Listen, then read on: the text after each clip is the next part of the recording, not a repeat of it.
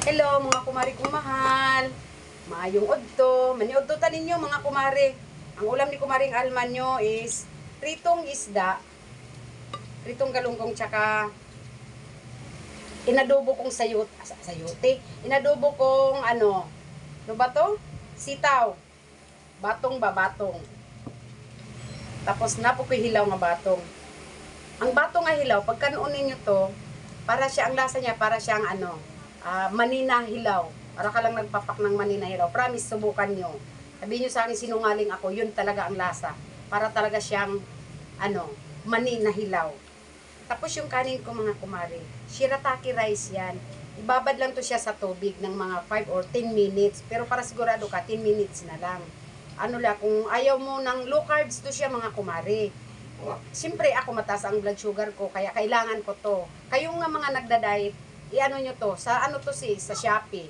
In-order to sa Shopee. Sa sunod kong pakita ko sa inyo kung anong ng shirataki. Kaya na tayo mga kumari. Maraming salamat po, Ama.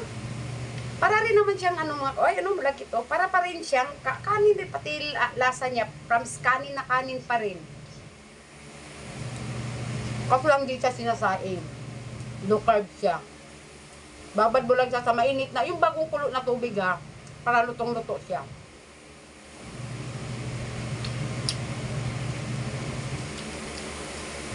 Sarap ng bakong sitaw ko, no?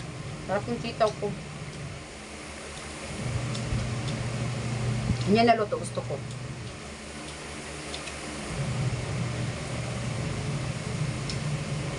Malagkit pa siya, mga kumari. Sitaw.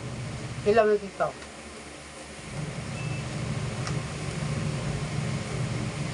Dapat in-steam mo lang yung sitaw.